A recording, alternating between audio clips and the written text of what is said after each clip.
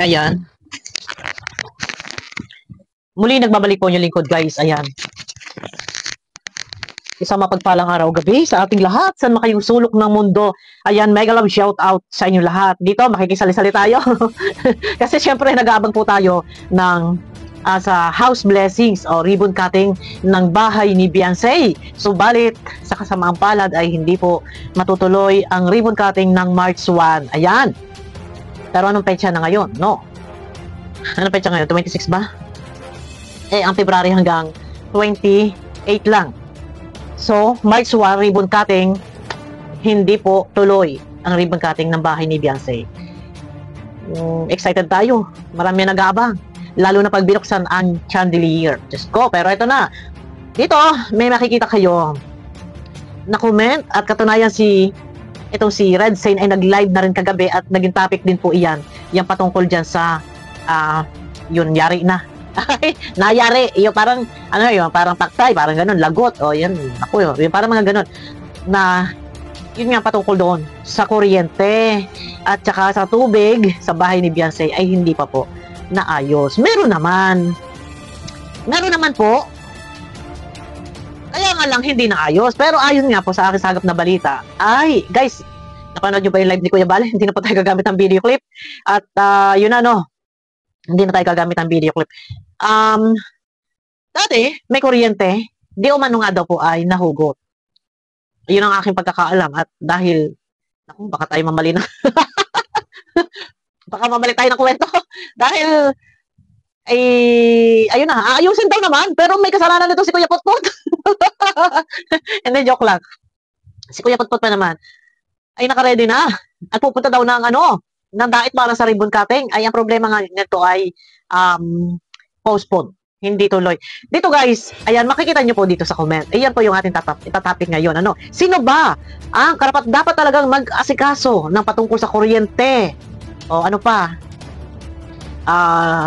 Yung tubig. Ito, wala tayong sisihan dito, ha?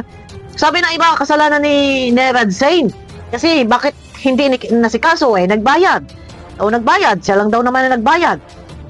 Yung isa, kasalanan daw ni Dr. Love. Wala po tayong sisihan dito, guys, no?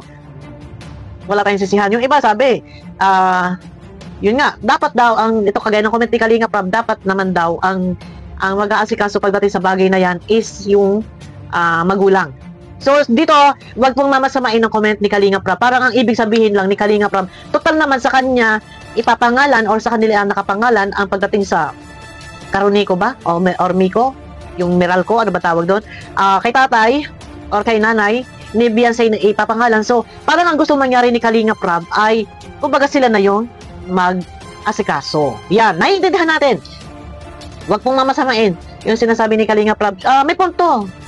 Si Kalinga Prab, pagdating sa mga ganun, na, kumbaga, sa tatay, sa magulang nakapangalan, siguro mas maganda. Si tatay or si nanay, silang mag-asawa, yung mag-ayos. Pero sana, ito nga sabi ko nga doon sa group chat, nag-uusap-usap kami doon siguro, wala namang problema. Siguro kung sila tatay, si nanay, sila mama, papa ni Beyonce, yung mag-aayos.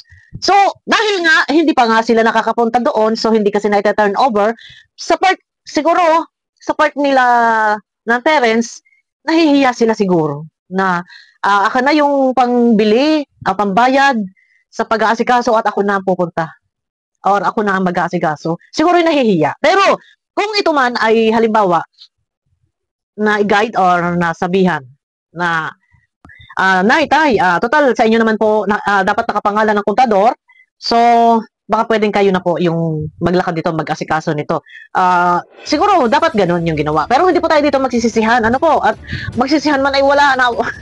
Siguro nahihiya din yung tatay ni yung papa at mama ni Beyonce na magpresenta or i-recommenda nila ng sarili nila na kami na lang po ang maglalakad at akin na lang po yung pera. Siguro nahihiya. Pero marapat talaga, sa part ko, ang dapat na siguro mag-asikaso niyan is yung magulang ni Beyonce. Kasi sa kanila nakapangalan. And yung mga requirements po na hihingin, mga ID, and may seminar pa yan, dapat yung parents na po talaga. Ang kailangan lang di siguro ditong gawin, kasi ang nangyari, ang sabi ni Red Saint, nagbayad lang siya Pero sa pagkakaalam ko, i-correct nyo ako guys, hindi ko sure to, hindi ko sure. Ang pagkakaalam ko ay yan ay may kontador na, hindi daw, nahugot daw. Ano ba yung kwentong iyon? Nahugot kasi, ayoko na sa pagritin, parang meron yatang linyang hindi, kumbaga, hindi yun doon dapat nakalagay. Kaya, pero inspection naman yan. Pero sabi ko nga sa inyo guys, no, ang marapat, tama yung sinabi ni Kalinga Prab, na dapat ang mag-aasikaso is yung parents. Yes, yung magulang ang mag-aasikaso. Kumbaga, sabihin na lang, for example, dapat ang ginawa ni Red Shane, tay, nay, mapa, pagdating dito sa kontador, kasi kailangan mag-seminar, and may mga requirements, hihinga ng requirements, so dahil sa inyo to, pangalan sa inyong bahay to, and pagdating sa ganito kontador, nakapangalan sa inyo, ay kayo na lang ang mag-ayos. Or ituro, ganyan, punta kayo sa ganito, ganyan. I-guide lang. And, syempre nga, sabi ko nga sa inyo, tama yung sinabi ni Kalinga Prab. So, dapat gano'n na lang yung ginawa nung ito sila, Dr. Lab, na inano din si tatay na, kumbaga, pinaalam. Kasi baka kasi nahihiya yung papa ni Beyonce, yung mama, na magpresenta. Nahihiya din siguro na aka na po yung pera na pambayad po para sa kontador. Siguro nahihiya. Kaya unawain po natin, intindihin po natin. Pero hindi po, total hindi naman po ito paspasan ng paglipat. May nagsasuggest po, sabi ng iba, na baka pwede makitap daw muna doon sa kapitbahay. Siguro hindi, wag na. Baka maging issue pa yan. Baka maging issue pa yan. Wag na, hintayin na lang. Hindi naman talaga ganun na minamadali yung paglipat at saka nandyan na yan, ilang panahon na lang, ilang oras na lang ang itutulog, ilang gabi na lang ang itutulog at yan na may malilipatan na. Siguro para sa akin, hintayin na lang na magkaroon ng kontador. Bakit ba talagang kailangan na paglipat ay mayroong kuryente, may tubig syempre? Anong gagamitin natin? Anong gagamitin nila doon? Kerosene. Diyos ko po, kabagaw-bago bahay. Tapos maglalampara tayo, yung gas, ay digay ng itim naman ito. Huwag naman. At saka isa pa, may chandelier. Ito yung isang inaabang-abangan na ipag ito'y pinailaw yung chandelier. Wow, grabe na to. Di ba? Ayun, kabang-abang. Isa ako sa nag-aabang. Ito. Para sa akin, ito yung pinakamagandang pabahay. Pinakamalaki.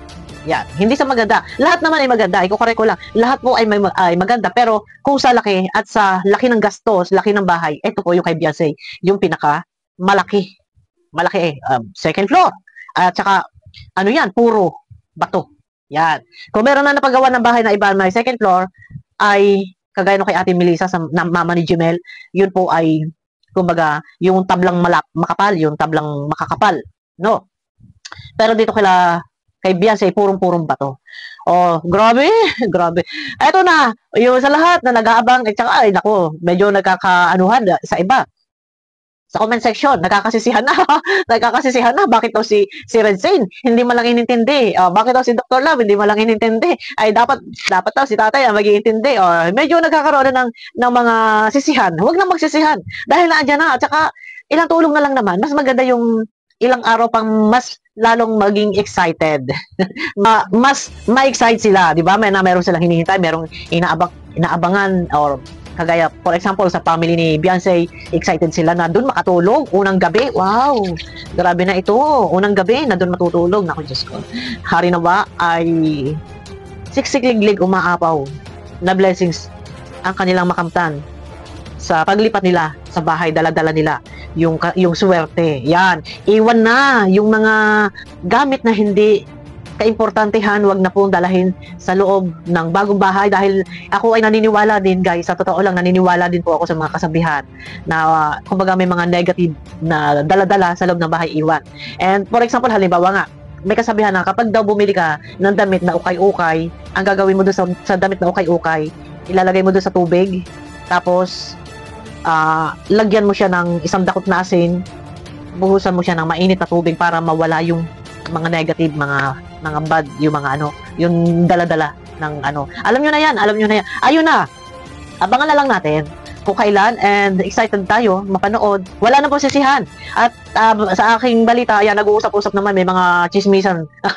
Hindi chismisan. May mga kwentuhan sa BIOS, okay na daw po. Pero yun nga, kailangan kasi dyan, pagka kinabitan ng kontador, magsiseminar. Pero natatandaan ko dito sa amin dito, last 2 years, may nakuhaan ng kontador kasi nahugutan na huli na nagja-jumper. Excuse. So, anong nangyari doon? Nakuha yung kontador. Anong nangyari doon? Pagka kinabukasan, nilakad. agad kasi wala silang kuryente. So, kailangan nila ng kuryente. Ilang araw, may kontador na po. Ang bilis. Anong ginawa nila? So, may contact sila sa loob. Meralco. So, kumbaga, nagbayad na lang. Hindi na nag-train, hindi na nag-seminar, nag-submit lang ng requirements. Ayun. Pwede naman yung ganun. Kahit na, kung legal pa rin naman yun, basta kung may connection naman sa taas, yung iba naman kaya kasi natatagalan kasi ini-inspect yung loob ng bahay, lalo pat building. And chine-check kung tama ba yung pagkakabit ng mga wire, yun, kaya natatagalan. No. Pero pagka ganun bago talagang mahihirapan. Pero pagka yung mga bahay lang na maliit lang and for example sa business or halimbawa mga talyer, mga ganun, hindi naman ganun kabusisi na i-inspectionin yung kaloob-looban. Ayun na guys, no, abang-abang lang tayo at wag lang magsisihan. At syempre kailangan din naman talaga na may ilaw at mahirap na malilipat ay walang liwanag, kadilim-dilim. O di ba? Maganda ay isa din ito sa akin pamahiin lagi ko din itong sinasabi sa aking mga kasama dito sa bahay. Ayaw ko na madilim ang sala. Araw-araw meron akong isang ilaw na bukas para sa aking sala, liwanag. Gusto ko laging maliwanag ang aking sala, ayaw kong madilim. Yun ang gusto ko. Kasi syempre, minsan maganda rin naman kasi pag yung iyong bumbilya ay medyo parang mapanglaw na, ay palitan mo na. Palitan mo na, ilipat mo na, lalagay mo na lang sa bodega, yung mga mapanglaw na bumbilya, yung mga ganun. Pero kailangan sa sala, talaga maliwanag. Pero ginagawa ko yun, walang masama. Ayun na guys, abangan nyo ako sa aking next video. Wala na pasisihan, no. abang na lang tayo at yan may nandyan na. Ilang araw na lang yan na titiisin. No, yun, wag porsahin. Yan, bye-bye na guys.